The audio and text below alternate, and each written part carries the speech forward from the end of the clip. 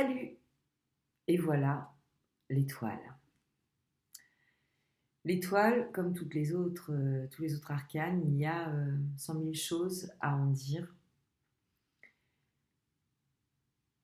Et je voulais juste, sur le démarrage, faire cette comparaison entre l'arcane d'hier, la maison Dieu, et l'arcane d'aujourd'hui, l'étoile. C'est que l'arcane de la maison 2 nous proposait d'aller porter notre regard du haut vers le bas dans cette chute de la maison Dieu.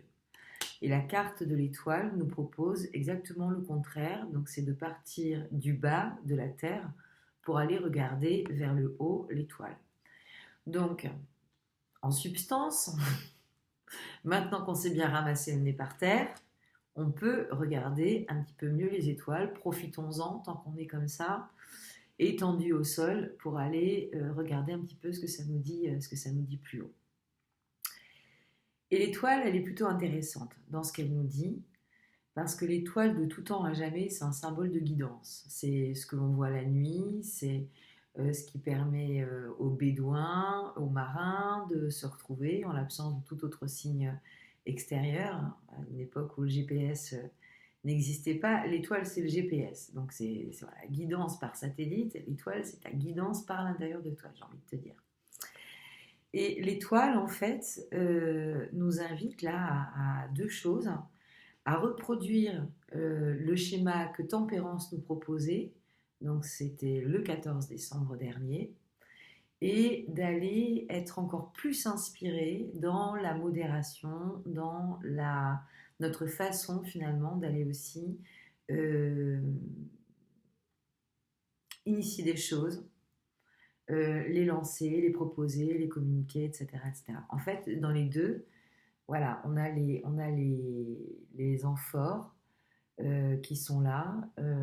Et si la tempérance était comme dans une forme de circuit fermé avec un travail très très à l'intérieur d'elle-même, le personnage de l'étoile commence à fertiliser le sol grâce à ses amphores. Donc on est vraiment sur l'idée que il y a une guidance qui se propose, il y a un point qui est montré.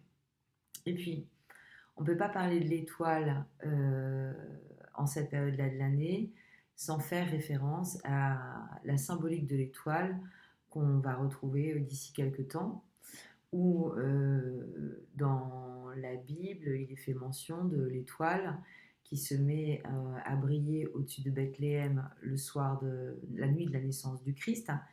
Donc Christ, de Christos, donc on reprend l'étymologie de cristal et par extension donc de lumière. Donc symboliquement, on parle d'une forme de lumière qui est née ce jour-là à Bethléem. Si on le décoince un petit peu, si on le décolle de l'histoire de piliers dogmatiques, on va dire.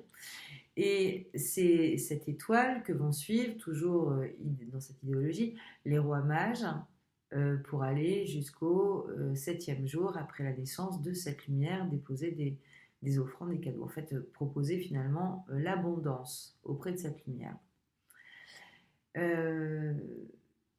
Donc l'étoile de la guidance qui intervient là, alors que très bientôt on a toute la symbolique de l'étoile qui va se référer tout de suite après le solstice d'hiver, parce qu'initialement la nuit de Noël était la nuit du solstice d'hiver, était conçue pour être sur la nuit la plus longue.